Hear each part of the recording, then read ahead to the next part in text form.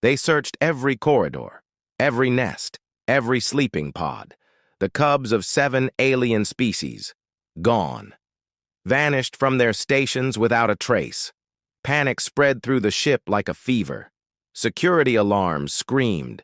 But when the doors to the humans' quarters finally opened, silence fell. Every missing cub was there, safe, sleeping, tucked into blankets, nestled against one human like she was their mother. No weapons, no struggle. But this story only gets wilder from here. The Ardent Mercy, a vessel known for its calm, woke to panic.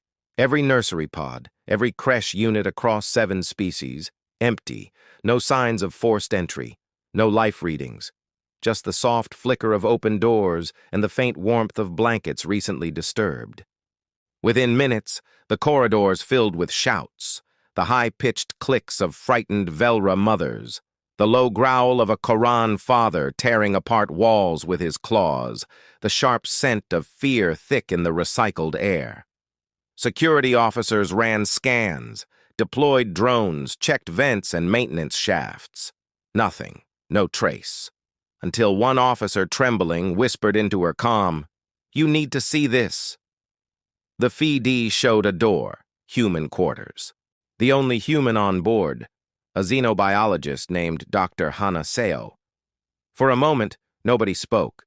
Then Captain Relar gave the order, "Override the lock." The door slid open with a hiss, and there, in a small, dimly lit room, lay every missing cub. Piled around Hana, tiny bodies breathing softly.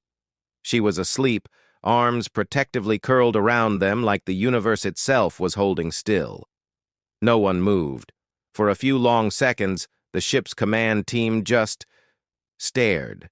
7 species young, Velra, Koran, Thaleen, Sirik, even the notoriously territorial Zanari, nestled together around one human woman. Some were resting on her arms, others curled against her chest. The sight made no sense.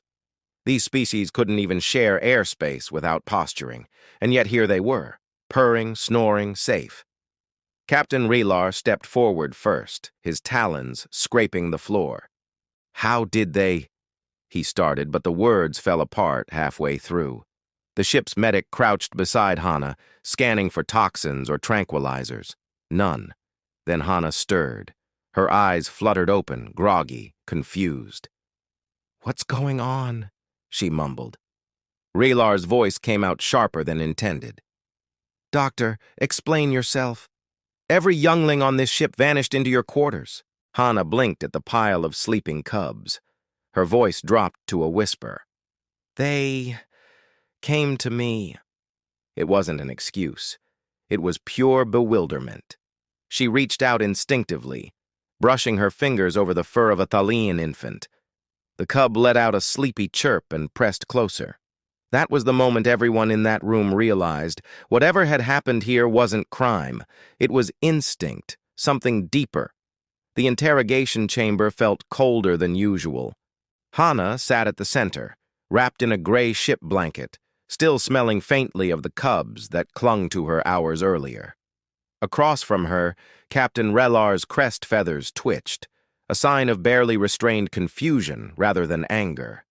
Around them, a circle of officers and xenobiologists took notes, eyes darting between readings that made no sense. Relar leaned forward.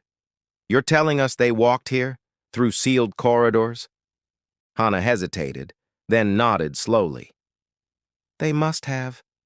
I didn't even hear them until one of them crawled onto my bed."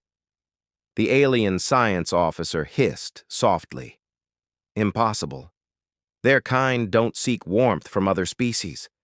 It's hard-coded in their instincts." Hana's voice softened, her tone almost apologetic. "Instinct doesn't care about rules. Maybe they followed something else. Scent, maybe. Heartbeat rhythm. We're warm-blooded. Calming." Silence fell. Then, as if the universe wanted to confirm her theory, one of the cubs, still under observation, started crying in the medbay down the hall. The moment Hana's voice came through the comm feed, the infant quieted instantly.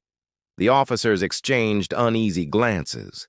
Because now it wasn't about why the Cubs came to her. It was how far that bond went. The council chamber buzzed like a hive on edge.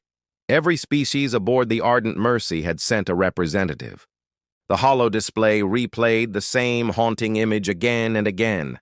Hana asleep, surrounded by alien cubs like a living shield.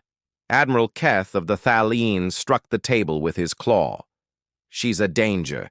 If she can lure our young without intent, what else could she do if she tried? Others disagreed. Danger? Hissed the Cyric envoy. She didn't harm them. She protected them. The argument grew heated.